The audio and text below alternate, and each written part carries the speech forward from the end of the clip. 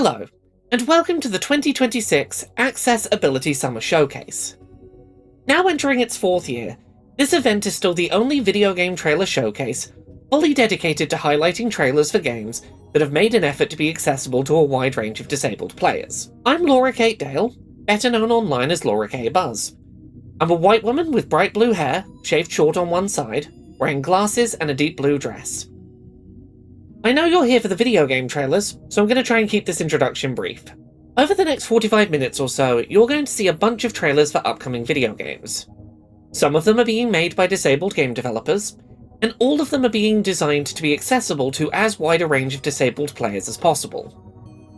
We can't promise that every video game in the showcase will be playable by every person tuning in, but our aim is to make sure that if a game seems exciting, you know up front whether or not you're going to be able to play it.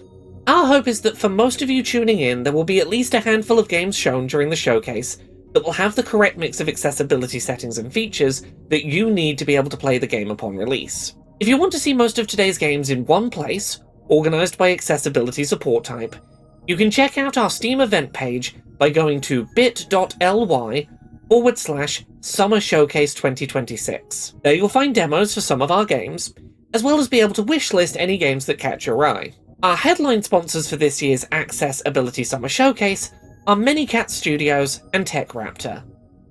I'll have more information about both of our headline sponsors a little later in today's showcase. Until then, a huge thank you to both of them for their support. The Accessibility Summer Showcase is a non-profit event, and their support has been invaluable in allowing us to once again offer American Sign Language, British Sign Language, and audio-described versions of the showcase. Well, that's enough from me. Let's jump into the game trailers. Hi, I'm Tommy, one of 3 stunning developers from Daydream Gallery, an indie game collective creating extremely cool and unique experiences. Trading Card Inspector is a quirky, hilarious take on the cozy job simulator for a job that doesn't and shouldn't exist. You'll be asked by the nefarious Haboobis Corporation to value real cards and shred fake cards from their award-winning trading card game. Along the way, you'll make friends, collect a handsome paycheck, and unravel a grand corporate conspiracy. Our art style isn't just super slick, cool, and cute, it's high contrast by default, with 40 color palette options for you to unlock and choose from. You'll be able to pick out the colors you find easiest to see, or whatever colors you find cool. We've also added a pair of settings to increase the size of cards and memos, great for players using a small or handheld screen who may need assistance due to our 1-bit art style. We thought it was really important to avoid timed inputs. There can sometimes be a lot going on in Trading Card Inspector, so we wanted to give players all the time in the world to make the right choices, both in gameplay and in the story. There is one gameplay modifier that adds some challenge by slowly dissolving the valuation criteria on the card over time. If that's not your cup of tea, you can turn it off in the pause menu anytime and choose not to enable it in endless mode, with no penalty. All you need to play Trading Card Inspector is a mouse, or any pointing device where you can left-click and drag. It's as simple as that. You can also play this game with a controller or on your Steam Deck. In addition to the mouse controls, you can also press the up, down, left and right arrows on your keyboard or controller D-pad to change the value amount. In addition to all of that, we have custom volume controls as well, and a dedicated option to remove unwanted rotation from our cards, making them easier to read. Big thanks to Laura for putting this showcase together every year and for letting us be a part of it. We hope to see you when Trading Card Inspector launches very soon, this June.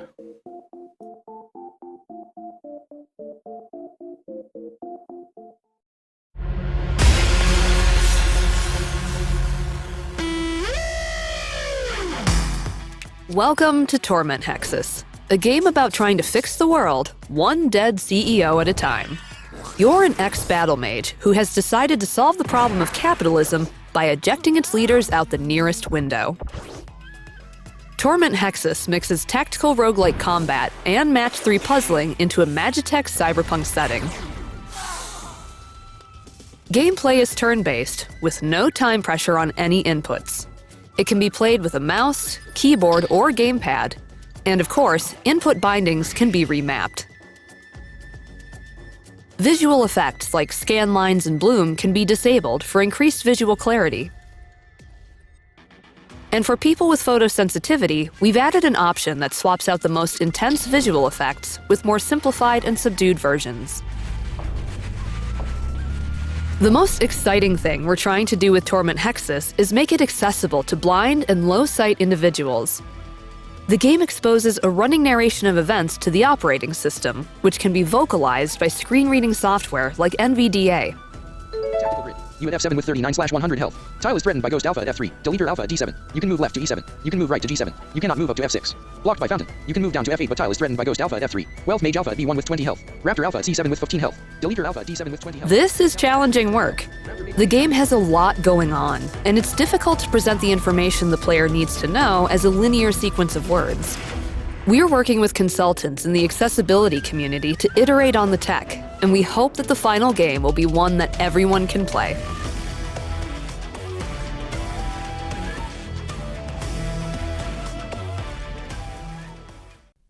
In Colorbound, color is more than just hue. In this palette platformer, you play as Anku, an Aymara boy on a journey to reunite his late grandfather's band. Travel across the diverse landscapes of the Andes, solve unique color-based puzzles, and experience a heartwarming narrative steeped in South American culture. To keep the world vibrant while accommodating colorblind players, Colorbound includes 3 alternate color schemes. The Protanopia and Deuteranopia corrected palettes may be useful to those with red-green colorblindness, while the Tratanopia corrected palette can help with blue-yellow colorblindness. For additional visual accessibility, players can disable camera shake, increase the size of the UI and cursor, and adjust resolution. Colorbound is designed to be approachable for players with limited mobility. Though there are some puzzles that involve timed inputs, they never require button holds or rapid presses. Full input remapping is available for keyboard, mouse, and controller.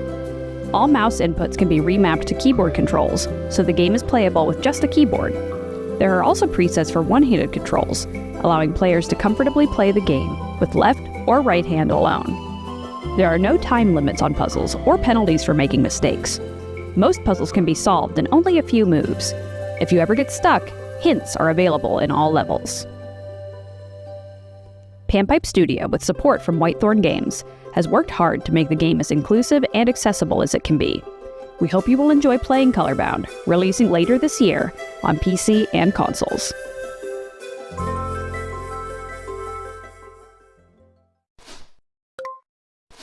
Hi there, my name is Elisabeth Siversen, also known as Arevia Online, and I am a disabled gamer and accessibility consultant from Norway. I'm a pale white woman in my 30s with dark blonde hair, wearing a green jacket and a white t-shirt. The next game that is coming up is the first big Norwegian game I have had the honor to be an accessibility consultant for. Working with the developers at Megapop has been an incredible experience, both due to their constant want to learn and adapt to new information, and due to their hope of making this the most accessible reef builder out there. From the first time I met the dev team at Megapop, it has been obvious to me that they truly value and understand the need for accessibility in gaming. They have tirelessly met every barrier I have pointed out with creativity, trying to expand what accessibility can be in this genre, while at the same time understanding their own limitation. It was especially impressive to see how Siv, the UI and accessibility programmer, worked with making this game fully playable with both a controller and mouse only, developing an option for on-screen camera control and zoom. And with that, let me introduce you all to the next game made by Megapop and out now. This is Life Below. This is Life Below, a city builder that takes place in the ocean, a reef builder. Accessibility has been a priority for us since the start. The goal is to make Life Below as fun and playable for anyone who wants to play it. That means not just adding some settings, but trying to bake in accessibility into the game itself. Let me show you what I mean. We can start by picking a difficulty mode. We have peaceful, challenge, and then we also have balance. We of course have to add time controls, and most people don't think of this as accessibility, but it allows you to pace the game however you want. We also have some settings related to that, like pausing during critical moments automatically, pausing when the game is unfocused, like when your cursor leaves the screen, or if you're in a very complex menu. We've also added a bunch of tooltips to help you guide through the game. My favorite example is when you're placing down buildings. The coral is red, and it's explaining to me exactly why I can't place it here. We have a few UI settings, like changing the scale here, change the transparency of UI objects, and reduce the motion in case you get motion sick. You can control the camera sensitivity and the scroll sensitivity and a few other motion settings here. Life Below is compatible with pretty much anything that your computer recognizes as a controller, something like a gamepad, but also like an Xbox Adaptive Controller. But you can also play the entire game with just a mouse, with the on-screen camera control setting, which opens up the game to be played with the eye tracking technologies. We also can't forget about the rebinding menu, where you can rebind most actions, which lets you infinitely customize the way you interact with Life Below. We've also got other motor function-based settings in here, like input cooldown and stamp style multi-selection, and we've been really careful about not adding any QuickTime events or rapid button presses into the game. We are super proud of the features, however there are some things we couldn't add. Text-to-speech and high-contrast UI modes will sadly not be available. The game is also stereo only, so you can't switch it to mono audio, and although we do have difficulty modes, you can't change these in the middle of the game. We felt like that was kind of important to mention. Okay, so to summarize, we have custom time control with unique cognitive settings, UI scaling and reduced UI animations, motion sickness settings. The game can be played with just a mouse, but we offer a variety of control methods, and additional motor settings. We hope to see you in the reef in Life Below.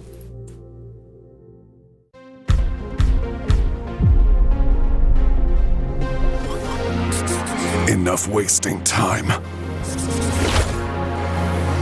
Let's get to work. Hello, I'm Fabrice Breton, a French developer. You might know my previous game Brock the Investigator, an adventure game mixed with beat 'em up which has full accessibility to blind players. This is our new project Circus Trace, made in collaboration with Cypher, an American friend, artist and writer. In this game, taking place in the same dystopian universe, we are exploring a group of rat characters named Squealers in a visual novel focused on survival, where you make choices that matter with multiple endings. The game has full voice acting, and the accessibility offers narrated menus, large fonts, hotspots with arrow keys and more. I'll add audio descriptions for the release. A demo is available on Steam, GOG and itch.io, and I invite you to wishlist Social Stories on Steam. It's worse than I expected. What? Time's up. There's nowhere left to run to now, Chief.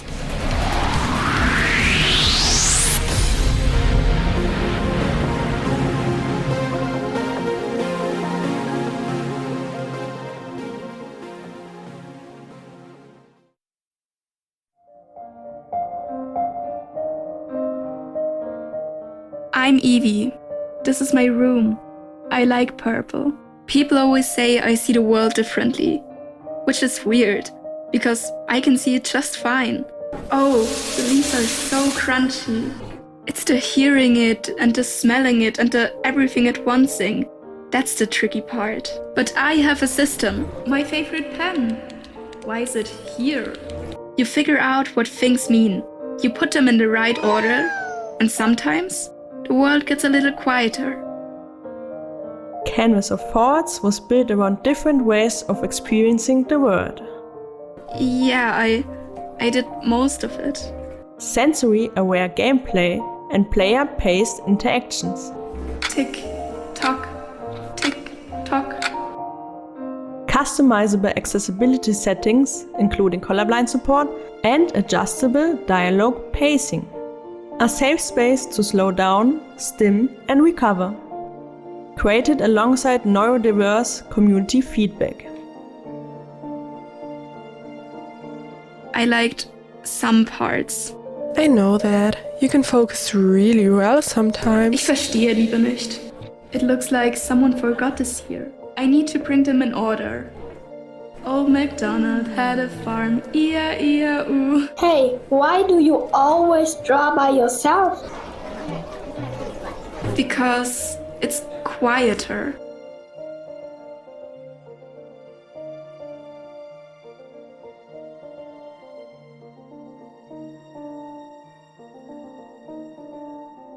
Wishlist canvas of thoughts on Steam. Hello again. I hope you're enjoying the showcase so far. I'm popping in briefly to tell you a little bit more about this year's headline sponsors, Manycat Studios and TechRaptor. Manycat Studios is a disabled-led accessibility consultancy, supporting game studios in building inclusive and accessible experiences from concept to release. As a disabled-led team, Manycat Studios partners with the games industry to create more accessible games, ensuring that players of all abilities can participate in their love of gaming. The studio operates with authenticity and a commitment to a healthy, sustainable remote work culture. TechRaptor.net is a games media website, founded back in 2013, that publishes high-quality news, reviews, opinions, features, and guides for both video games and tabletop games. As someone who has been a staff writer, freelancer, and editor at a number of major games media websites over the last decade, I can vouch for the quality of writing and reporting over on TechRaptor. They have a firm anti-AI stance and put a portion of their profits each year towards supporting great causes. You can find their coverage at techraptor.net. I imagine by the time you're seeing this, there'll already be a great write-up of the 2026 Accessibility Summer Showcase live on their website. Thanks again to both Manycat Studios and TechRaptor for their support of this year's showcase. Their support has made our accessible adapted showcase variants possible. Anyway, time to get back to the game trailers.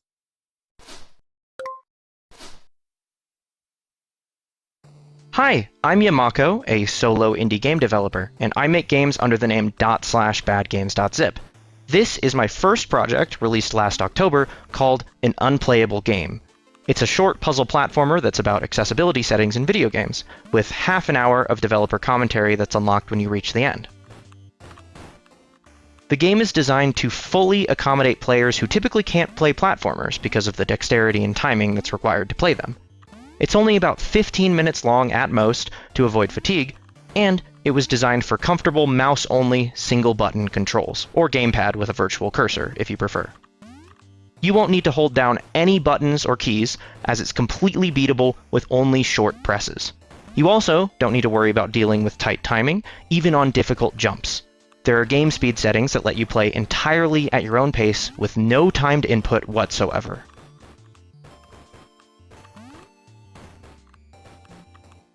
For those that might have issues reading the game's stylized pixel font, there's also a toggle to switch it to Atkinson Hyperlegible, which is a sans serif font with a focus on distinct letter forms. As a final note, the main menu does include an ongoing static noise, but for those who are bothered by those repetitive noises, there's a prompt to mute that sound effect completely before you even reach the main menu for the first time. So, if you don't want to hear it, you never have to. An Unplayable Game was a huge passion project for me, and I truly hope you enjoy it. So far, it's been nominated for 3 awards, and even won an award for Most Innovative Game at a local indie game showcase event. It also has a 94% very positive review score on Steam, and it's free, downloadable on Steam or playable in browser on itch.io. Thank you for your time and for your interest in An Unplayable Game. Now, please enjoy the rest of the showcase. Highway Noir is a stylized arcade driving game that drops you into car chases straight out of an action movie. You will weave through traffic as you escape police, take down enemies, and race against the clock, all in stark black and white with flashes of colour. When you land in the main menu of Highway Noir, you can jump into Instaplay mode with a single click. Optional customization of features like objective, number of police, and traffic density are available. For the campaign, a story so far recap is offered, but no spoilers here, moving on. Story missions include voice dialogue to drive the plot and feed you objectives. The volume of dialogue, music, and sound effects can all be adjusted separately, and subtitles are on by default. Tone tags can be enabled that flag up if a character is angry or being sarcastic, for example. For a moment there, I was worried there wasn't a plan. Minimalist white text on black fits the neo-noir aesthetic, but it can be tweaked for visibility. There is an option to simply increase the size of all UI elements on screen, as well as a toggle to black text on white. For gameplay itself, Vision Assist will emphasize obstacles and gameplay elements. Objectives, threats, and rivals are always colour-coded, so you know what you're dealing with. The colour codes can be customised for a palette with colour-blindness-friendly options. Highway Noir is fast and chaotic, but even here help is at hand. A game speed slider allows you to slow down the action, giving you more room to breathe. That action can be controlled by keyboard, controller, or even mouse alone. All of these settings can be used independently to give you maximum control over your experience. Make the road your battleground and take down the conspiracy in whatever way works for you. Highway Noir is out now and available on Steam. In Jigrift, the world is a giant jigsaw puzzle. Play as Bert, a castaway on a mythical island that is broken into many pieces. Connect puzzle pieces to explore new paths, discover hidden items, and reassemble the scattered world. Just like life on the tropical island you washed ashore on, the game moves at a relaxed, stress-free pace. Complete puzzles and platforming sections without any time limits or punishments for failure. There are no quick-time events, long button holds, or rapid presses. As you reassemble Jigrift Island, you'll meet the three-eyed frogs who call it home. If you ever get stuck on a puzzle, some of them might be able to give you a hint. Progress dialogue at your own speed, and repeat conversations as often as you need. For example, you can replay the tutorial by talking to Henriette in her house on the starting island. Rebinding is available for keyboard and controller inputs. You can separately invert controls for camera movement, zoom, and puzzle piece movement.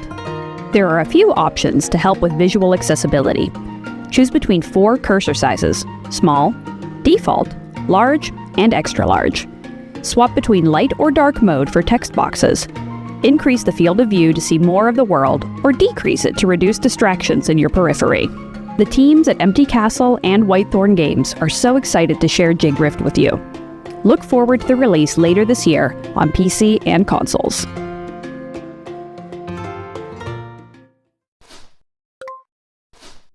Hi, I'm Colo. I'm a disabled gamer and content creator, and you can find me primarily on Twitch, but in all of the other places under the name Hello, it's Colo. When thinking about why games accessibility is important to me, it's a really interesting one because actually, it's not really about the games. Hear me out. It is about the games. I love gaming. Gaming is my job. It is my hobby. It is my community. It is about the games, but actually it's more than that. When a game is accessible for me, it's about being included. It's about being invited, being acknowledged.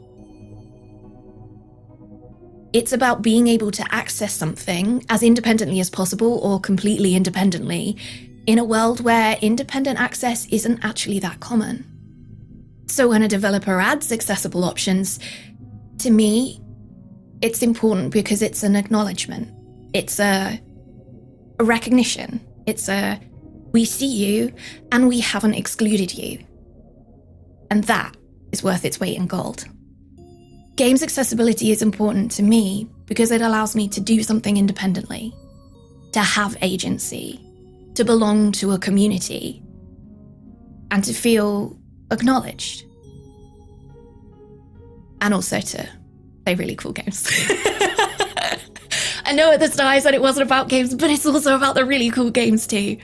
So to all of the developers out there and the creators out there going out of their way to make their media accessible, thank you. It doesn't go unnoticed. Hey, I'm Talon, and I was one of the judges on the Games for Blind Gamers 5 Game Jam. As all of the previous jams, this one was a blast, and I want to talk you through some of the games that came out of this jam. We had a lot of groups this time around as well, so quite a bit fewer solo developers, which is always great to see. And nothing illustrates this more than the top 2 games that were selected by the judges for the Games for Blind Gamers Jam 5. The top spot is taken by Valencia Tales, and this one is an ambitious game, and it's heavily inspired by The Legend of Zelda, and it basically ticks all of the boxes. It's a first-person action-adventure game where your goal is to save Valencia from the clutches of evil. You do this by utilizing your divining rod, which basically lets you see what's around you in the world. So you can turn around and it will tell you what's in front of you and what's around you. It has features for locking on to different things like landmarks or buildings or waypoints. And it also helps you with combat. So it tells you how far away you are from an enemy. And all of these things happen in the game world. There's no separate fighting modality or anything like that. The story is really nice, and there's a bunch of cutscenes, and there are boss fights with different mechanics for different bosses. There are puzzles, small puzzles that you have to solve to progress from one area to another. And for a game made in such a short time, there's a surprising amount of variety in there, together with the music and the area descriptions and all of the dialogue. And it was a very enjoyable experience, and I was definitely surprised to play it as a game made for the Games for Blind Gamers Jam. You know, my chicken finder. Have I never shown you before? It's this rod that helps me find my chickens when they get out. It looks mighty fancy, but I'm pretty sure that's all it does, finds chickens. We tend to not get these kinds of games very heavily, especially not these ambitious kinds of games. But we got multiple of them this year, because number 2 in the list is Impulse Response, which is a game oozing with atmosphere and amazing voice acting, and a gripping story, which I don't want to spoil too much because I think both of these games are definitely worth playing through. It's a first-person puzzle game, I would say. There's a number of puzzles which get progressively more difficult as you play through the game, and with each one you complete, you unlock more of the story, which is basically told by your characters as you progress through the game. You uncover clues as you go. It's a horror-themed game, so the music and the voice acting and all of the sound effects match that atmosphere perfectly. And this one has a special mechanic where the acoustics of the room are actually modeled in code. So you hear the reverb where the room opens up. You have a mechanic where you can basically clap or tap your foot, and it will play a click sound, which will then echo through the room and tell you where you can go and where you cannot. Yellow alert. Reactor offline. Okay, shut up. Yellow alert. Login success. Engineer Cadence. Quinn, welcome. Please complete health check. Yeah, health check, then I can get out of the cryo room. There's a fair number of logic puzzles in this, and I found those to be very enjoyable. Number 3 in the list is Delver's Folly, and this is quite a different game, but it's no less ambitious. It's a roguelike where you basically navigate through a dungeon. You're trying to find the boss. Every time you move to a different section of the dungeon, you get to choose from a list of 3 rooms, which it could be. A lot of these rooms have different properties and different things that they can do. For example, you can grow things if you have the prerequisite rooms linking to it, or you have a chain which is unbroken to that room. For example, water. You can search for materials in each room or for keys or other things. And there's a lot of variety in this game. This one you can also play for a very long time, and there's a lot of replayability in this. There's also amazing voice acting in this, which gives the game a lot of character. I highly recommend you play this one if you like this kind of game. Number 4 is a game made by one of our regulars, Shift Backtick. In Omega Reach, you explore the universe. You are the curator of a conservatory, and you're tasked with finding instruments and interesting facts about planets and their surrounding space. There's a ton of content here, and you can play each of those instruments. And maybe it also has a dungeon of its own to explore. Some fun little characters, and the writing is definitely very unique and definitely very Shift Backtick. So if you love their games, you should absolutely play this one also. All of the sound design is synthesized in real time, but where most of Shift Backtick's games are first-person games, this one is a little bit of a different perspective. And number 5 is Fourfold Onslaught, a wave-based first-person zombie shooter with fantastic audio and lots of ways to upgrade your character as you play. The sound design in this one is fantastic. Lots of binaural audio goodness. And it definitely gets quite challenging as time progresses. There are so many games in this game jam that I think are worth playing, so I don't really have the time to go through all of them. But some notable mentions, And Then She Slept, which I would classify as a kind of Five Nights at Freddy's style game where you protect your sister from evil monsters and help her to fall asleep. Toasty, which is a fun little card game where you have to make toast and not sandwiches. Tape Memories, where you zoom in on different tracks of different audio to figure out what happened last night, and many, many, many more. We've had 35 entries in total, from maze games to visual novels, reaction games, side-scrolling platformers. Some games were more of a prototype, some were finished. So it was a nice bunch of different things this time around. This was also the first Games for Blind Gamers jam that happened after Godot added Access Kit integration to their games and the editor. And this is an exciting development because it means that for the first time, blind people actually get access to a fully featured game engine without having to write everything by hand or use code-first frameworks. This should open up exciting new collaboration avenues in the future, because before now it was pretty difficult for blind and sighted developers to collaborate together if the sighted developers were already used to an engine-based workflow. So if you are a developer and you're thinking of making something like this, or if you're interested in audio games, or if you're blind and you want more games to play, I would highly recommend checking out the Game Jam and all of the previous Game Jams and keeping feelers out for any future Game Jams. Anyway, that's it from me, and I hope this was interesting to you. Hello again, everyone. I hope you're continuing to enjoy this year's Accessibility Summer Showcase. I'm just popping in quickly to let you know that art asset production for the showcase this year is sponsored by Riott Roquette, a queer art punk collective that blends elements of psychopop and circus dance in their live performances. Here's a brief snippet of one of their songs, Circadian Rhythm.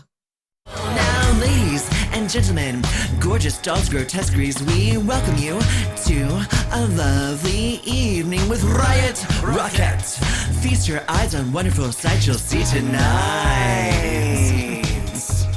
Bang, bang, can't shoot me down. Bang, bang, here comes another round. Bang, bang, can't shoot me down. Bang, bang, here comes another round. The carousel, it leaps and bounds, and here comes the clown. What you waiting for? Their debut album, Idiot Avant-Garde, is out now. You can find a link to it down in the video description. Hello everyone, we are the Ludenio team, and this is us in the game we're currently developing. It's called Super Weird. In this game, you and your friends, or all by yourself, control little robots, and you have an infinite number of them, but they are of very poor quality. They can walk, mine, carry stuff, craft various things, and fight. We are able to improve them, and we can program them, but the robots are of such poor quality that they don't even remember their own program and only execute the single command they encounter. For example, to mine, or to carry wood, or to use various items we've made for them. And this is how we build our massive automated system in a fragmented world. We're rebuilding it piece by piece, and these pieces are locations where we can discover new resources, advanced technologies, and even fresh sources of robots. In the end, our system can help us defeat the main mega robot. That's why our system needs to be reliable and efficient. We want the world of Super Weird to be open to everyone, and to make it happen, we're focusing on these accessibility options. The interface is easy to adjust. You can increase menu contrast or choose a color profile that best fits your vision. To help you stay focused, the cursor and tooltips can be scaled up, so important details are always in clear view. Neutral speech synthesis is available for interface and dialogues. Upgrade yourself. Let's show those tin cans they're not any better than living beings. You're free to choose the most comfortable look for your hero. Every color scheme is designed to be easily readable in-game. Controls are fully remappable, and instead of holding down buttons, you can simply set your direction with a single click. Everyone is welcome in the world of Super Weird. Let's build it together. Hey everyone, I'm super excited to tell you a bit about Hurdles, our Spyro and Zelda-inspired adventure game where you play as a magical dog. We are a small team of 3 people at the core, and the hero of our game is actually inspired by my real-life companion. From the start, we wanted accessibility to be part of our design philosophy, instead of something we only think about at the end. One conscious choice we made was to keep the controls consistent throughout the game. You do not level up or unlock new powers. Instead, You rescue magical creatures called hurdles, and they give you contextual abilities while keeping the control scheme the same. They let you bounce, glide, break walls, swim up waterfalls, and more. New hurdles open up additional paths through our world, and they allow for all sorts of emergent gameplay. There are always multiple ways to progress, so where you go and what you choose to do is completely up to you. We also have puzzles in our game, but if a puzzle does not work for you, we do not want that to be a barrier. You can get hints, disengage easily, or use options including auto-solving the puzzle. There is no combat or death in hurdles, so if you miss a jump and fall down, you do not just respawn at the top and have to try again. Instead, you continue on your way and you might even discover something new, something you might have missed if you had made the jump. Speaking of jumping, we added options like platform snapping and ledge guard. For some players, these can make platforming less frustrating, and for blind and low vision players, options like these can be essential to making the game playable at all. We already have a lot of accessibility features in the game. Things like a high contrast mode that lets you define the colors, but also sliders for brightness, contrast and saturation. Options that let you play one-handed, or give you more control over character mechanics like changing how jumping or running works. Other options help with different types of motion sickness. We generally try to provide as many ways as we can to let you customize the experience to your needs. One of our favorite features is that everything that is a toggle in the options menu can be mapped to a button. So for example, if you only need high contrast in certain situations, you can bind it to a button. Then you just turn it on when you need it, do the thing, and turn it off again afterwards. We want accessibility to be accessible during play, not hidden away in menus. Starting today, we are running a closed playtest with a focus on accessibility and would really appreciate your feedback. You can sign up now at playhurdles.com. The website also has a list of all current accessibility options available in the game. If Hurdles seems interesting to you, please consider wishlisting and joining our community. Frame of Mind, A Game of Thoughts, plays with inclusion, representation and accessibility. It's made by me, a disabled developer, to share some experiences and insights. You can expect easy controls, light mechanics, and heavy topics. Frame of Mind has you discover a totally typical girl through finding mementos, listening to memories, and making decisions that don't really have good answers. If that sounds difficult, maybe you can relate to her struggle, and perhaps even benefit from one of the aids you can find as you go through her room. I don't want to take that challenge away from you, but I do want you to make informed decisions about your own mental health. The premises and topics of the game are described in detail, so you can read up on what to expect. Content notes will give you a heads up about sensitive issues for each memento that you can find, and if you don't want to listen to the emotional retrospectives, you can choose to mute the voiceover or even skip as many of the memories as you want. But it's still a game to struggle with your feelings, and not a game to struggle against my controls. So by design, it's very accessible for players with motor disabilities. It's a walking simulator with no complex inputs required, you can always save and come back later, and while there is one rushed story decision for you to make, you can help yourself in the settings if you really want to experience the time-sensitive timeline. In terms of sensory accessibility, I ensure legibility through good fonts, good contrast and proper scaling by default.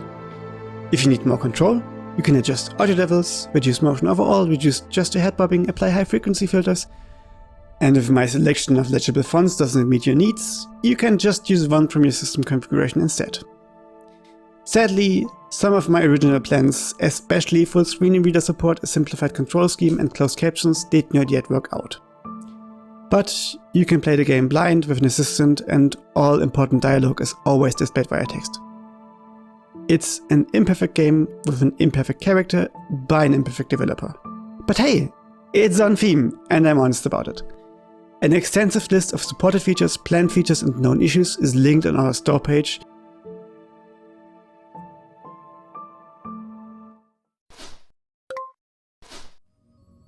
Hi everyone, my name is Leo, my pronouns are they, them, and I am a disabled gamer and accessibility advocate. Gaming accessibility is important because everyone should be able to access the self-care and social benefits of gaming. Games have connected me with so many wonderful people, including my husband and many of my friends. I cherish memories of meeting new people and connecting with others through a love of gaming. When I first became disabled, I was worried I would not be able to participate in those activities anymore because I could no longer use a standard video game controller. However, thanks to the work of incredible accessibility advocates before me, I've still been able to play many video games and make new memories. I'm thankful to the game developers in this showcase that have made accessibility a priority. If a game is made accessible for even just one more person, it makes a world of difference. I can't wait to see what this year in accessible gaming brings. Hello again, I'm Yamako, and I'm a solo developer making games under the name /badgames.zip, and this is Piecewise. It's my second game, and I tried to keep it pretty simple, just a daily puzzle game where the puzzles change every day. Though puzzles might be a bit of a stretch, the goal is to put each of these shapes in its matching slot, and gameplay-wise, you've got two hands to work with. That's where the skill expression, or skill ceiling, or whatever, comes from. Now, there's quite a lot of shapes and quite a lot of slots, and you've got limited time to get it done. And only your first try each day will get ranked on the online leaderboards. Everything after that is just practice, and you can practice as much as you want. But that first try, where you're seeing today's shapes for the first time, is pure skill, and that's why it's so important. So, I made this game with the personal goal of improving my skills as a developer, and I kept a small scope so that I could meet myself where I'm at, with a reasonable challenge for my skill level. And that's what I'm inviting you to do when you play Piecewise. You can fully customize the time limit to fit your skill level, since everyone's different. But no matter what, you'll want to make sure that time limit is challenging for you. Your chosen time limit will determine a multiplier that gets applied to your raw final time. In other words, the lower that you set your time limit, the more your final time gets reduced, and the better your ranked time becomes. So don't set the limit too low, or you'll fail and your run won't be ranked. But don't set it too high either, as too much of a safety net means that your multiplier will be worse. So instead of me making static difficulties, each player gets to set their own level of challenge, and you're encouraged to make it as hard as possible to get the best times. If you think you can beat the board in 30 seconds, you've got one shot to prove your skills. There are daily online leaderboards for each board in the game, if you like competition, but they're not really the focus. There's a full records browser for you to track your own personal skill improvement, and in the full version of the game, I'll be adding bonus modes for even more offline content. And finally, let's talk accessibility to round things out. Aside from the flexible difficulty, the game's colors are calculated to always guarantee high contrast, even though the colors change daily. On the topic of visuals, you're also able to turn off the floating shapes in the background in case that constant movement back there causes any kind of motion sickness. It'll instead be replaced with a static, solid color background. There's also an alternate toggle-based control scheme for players who might have trouble holding down the buttons, and, of course, an alternate font if you don't like the pixel text. And there's full controller support, alongside a mouse-only control scheme that supports one-handed play. It's a simple game, but I'm really proud of it. I had a great time making it, and I hope you like it. The demo is out now on Steam, with an itch.io web build coming soon, and the full game releasing soon after that.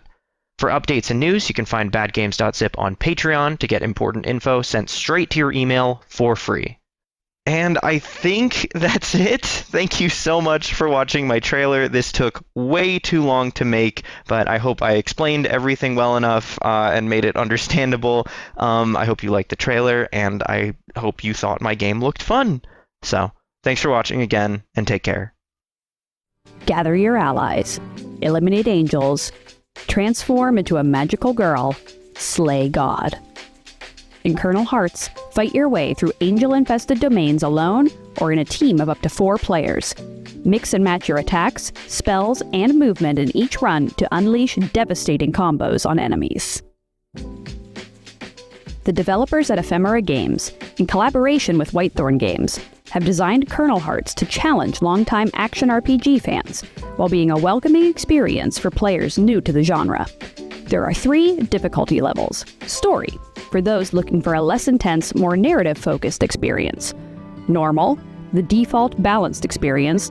And Sinner, a hardcore mode for those looking for an extra challenge. Every rest area includes a playroom, where players can practice movement and attacks at their leisure.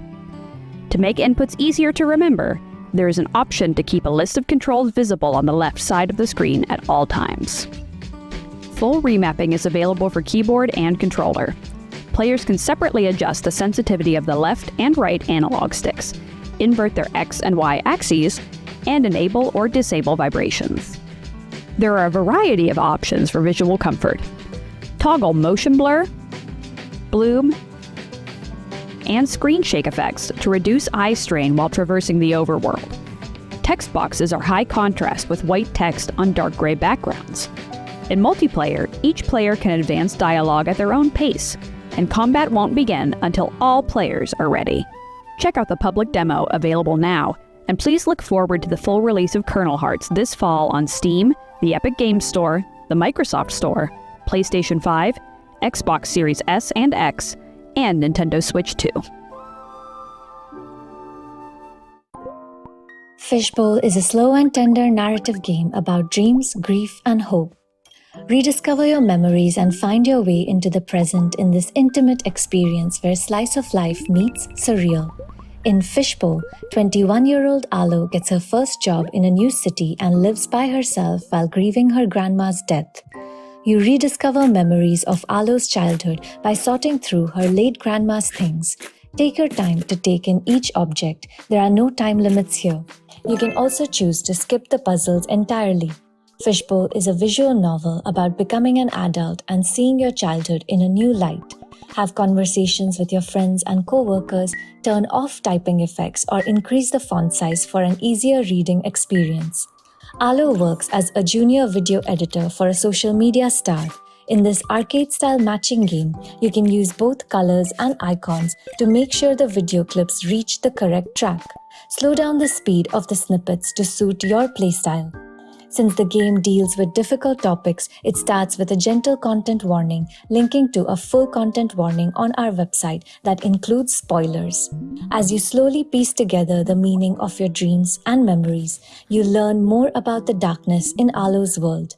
The visual settings let you turn off screen shake and sway, if you need to. We also have both visual and audio cues for events throughout the game. In Fishbowl, there are no right endings and no grinding. Do as much or as little as you're able to. Since we are a small team of 2, we weren't able to implement everything we wanted. Some of the things we couldn't get to were excluding the need for buttonholes during the unpacking puzzle and QuickTime events and forcing some timed input during the QuickTime events. Fishbowl is now available on Steam and PlayStation 5.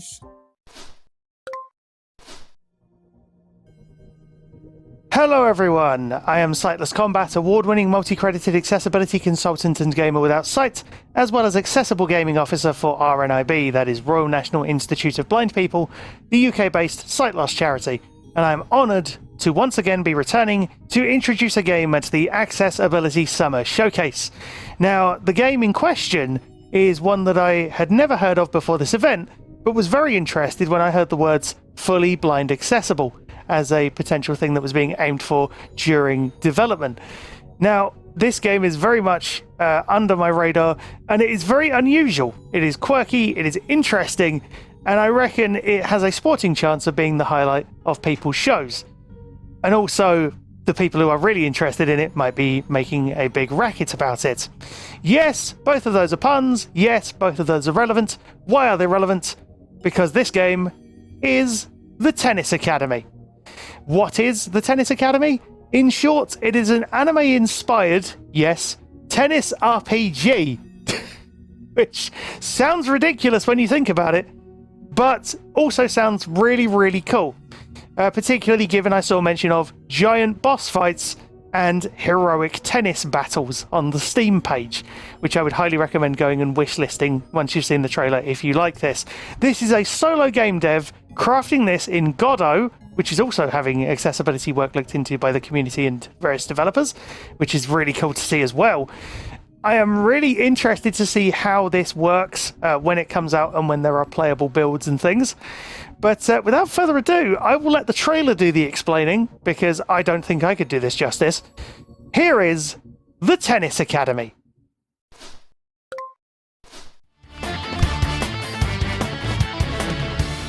Welcome to the Tennis Academy.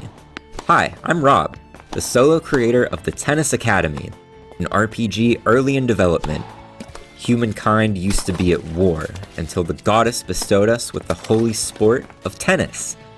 You're enrolled at New Tensington Academy, where you meet a tennis ball fairy named Servi, acquire powerful Tenergy skills, save the school from monsters, and go on romantic dates with your doubles partner. My goal is to make the game completely blind accessible, meaning a blind player can play the entire game without needing a sighted player for help, and have just as much fun playing as well. If I, as a solo developer, can do this, then AAA has no excuse. To accomplish this, I'm implementing a swath of accessibility features I'd like to share with you all. The first feature for navigation is a virtual cane. Researchers at Columbia University had promising results with this, and I think it could become standard practice in video games. Use the right stick to send out your cane, and the text-to-speech will tell you whatever it hits. Street lamp, tree. For quick and easy navigation, there's also a nav menu that can warp you to important NPCs and exits. Gym, outside. I'm also including audio descriptions for every environment. In any location, you can call Servi and ask her to describe the location in vivid detail as if your DM was describing a place in a D&D session. Through the vaguely tennis ball-shaped window. Your computer desk suggests someone who's chronically online. By the way, did you know that there are blind tennis leagues in real life? Matches in the game will take inspiration from this with sound-adapted tennis balls and the option to auto-run to the ball. If you want to support your local queer indie game dev making a blind accessible game, you can help me out by hitting the wishlist ball on Steam and keeping up with updates there or on my Blue Sky. Thanks for watching.